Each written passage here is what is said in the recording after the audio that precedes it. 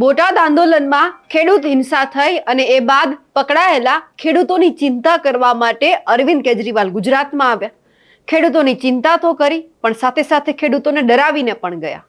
અમે કેમ આવું કહી રહ્યા છીએ તેમની વિગતે ચર્ચા કરીએ. નમસ્કાર, આપ જોઈ રહ્યા છો નિર્ભય ન્યૂઝ અને હું છું આપની સાથે રિદ્ધિ. અરવિંદ કેજરીવાલ ગુજરાતમાં આવ્યા.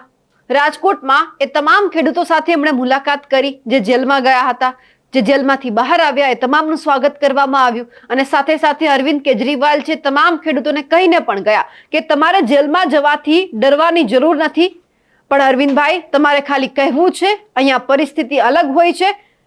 તમે એક મુખ્યમંત્રી હતા અને જેલમાં ગયા હતા, પરંતુ આ ગુજરાતનો ખેડૂત છે, નાનો ખેડૂત છે, એ જો જેલમાં જાય તો એમની પાછળ એમનો પરિવાર છે હેરાન થઈ જાય છે. પૈસા તમારી પાસે હશે, તમારા પરિવારને કોઈ સંકટમાં મુકાવવું નહીં પડ્યું હોય, પરંતુ જે આ બોટાદનો કે પછી ગુજરાતનો જે ખેડૂત છે જેલમાં ગયો હતો, અને હજુ પણ ઘણા બધા ખેડૂતો એવા છે કે જે જેલમાં બંધ છે. તમારે ચિંતા એમની કરવાની છે. ભડકાવાનું બંધ કરો ખેડૂતોને કે જેલમાં જવાથી તમારે ડરવાની જરૂર નથી.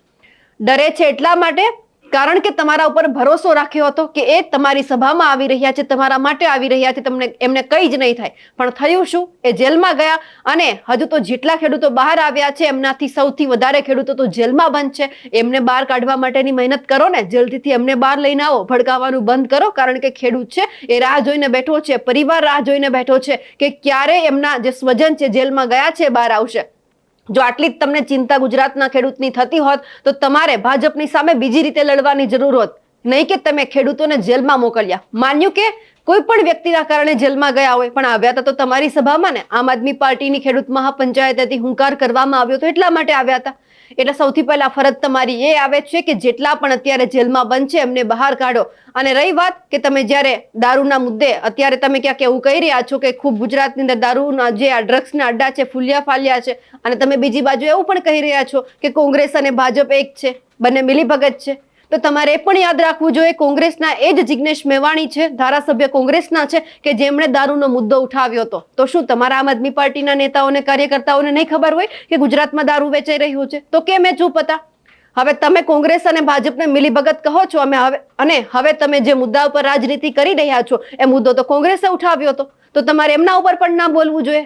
તમારે જો બોલવું જ હોત તો કોંગ્રેસ ઉઠાવી જે મુદ્દો એ પહેલા તમારે ઉઠાવી લેવાની જરૂર હતી. ખેર, સૌથી પહેલા तो આપણે अरविंद केजरीवाल ने सांभळिए कि તેમણે તમામ ખેડૂતોને શું કહ્યું છે. दोस्तों, इन्होंने मेरे को भी जेल में डाला था. मेरा कसूर क्या था? मैं दिल्ली के लोगों की आवाज उठाता था. दिल्ली के लोगों के बच्चों के लिए अच्छे स्कूल बनाए थे. आपने सुना होगा कि दिल्ली के अंदर कितने अच्छे स्कूल बनाए थे. दिल्ली के लोगों का इलाज मुफ्त कर दिया, बिजली मुफ्त कर दी. दिल्ली के 73%, 73% लोगों को फ्री बिजली मिला करती थी. जितने अस्पताल मैंने बनाए, इन्होंने आने के बाद सारे अस्पताल बंद कर दिए, सारे मोहल्ला क्लिनिक बंद कर दिए, स्कूल बंद करते जा रहे हैं भाजपा की सरकार दिल्ली के अंदर. मेरा कसूर यह था कि मैं दिल्ली के लोगों के लिए आवाज उठा रहा था. आज भी जब मैं यहां आ रहा था मुझे कई लोगों के फोन आए, केजरीवाल मत जाओ नहीं तो ये झूठा केस करके दोबारा तुमको अंदर कर देंगे. मैंने कहा मैं नहीं डरता भाजपा से, 100 बार अंदर कर दे, लेकिन मैं गरीबों के साथ खड़ा हूं. केजरीवाल की जान, केजरीवाल की आत्मा आप लोगों के साथ है. जब तक आप लोगों के ऊपर अत्याचार होगा, केजरीवाल आपके बीच में आता रहेगा, आपका बेटा आपके बीच में आता रहेगा. मैं आपके साथ खड़ा हूं और ये आंदोलन आपका व्यर्थ नहीं जाएगा. आप लोगों ने पूरे गुजरात को खड़ा किया है. अब पूरा गुजरात एक साथ एक आवाज में कहेगा, भाजपा गुजरात छोड़ो. अब मेरे को कल मैं एयरपोर्ट पे उतरते ही मेरे को पत्रकारों ने पूछा, गुजरात के कोने कोने में शराब बिक रही है, जो नकली शराब बिक रही है, आपको इस पे क्या कहना है? ऐसा है क्या? गुजरात के कोने कोने में नकली शराब बिक रही है क्या? नशा बिक रहा है क्या? नशे के ये जो ड्रग्स बोलते हैं, कोकेन, हीरोइन बिक रही है क्या? उनको नहीं पकड़ेंगे ये लोग.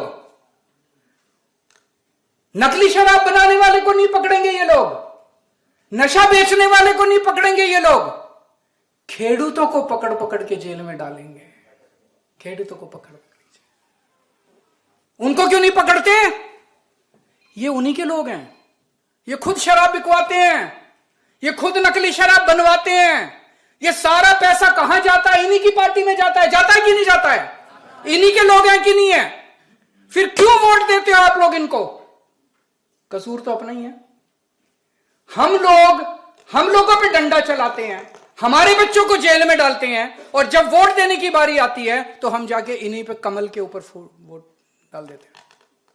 અરવિંદ કેજરીવાલને એટલું જ કહેવાનું છે કે તમે એ તમામ નાના ખેડૂતનું વિચારો કે જે રોજનું રોજ કરીને ખાવાવાળા છે, જેટલા હજુ જેલમાં બંધ છે, એમના પરિવાર કઈ રીતે ગુજરાન ચલાવી રહ્યા છે, એમને પણ તમે એક વખત મળો, ઘરે ઘરે જાઓ.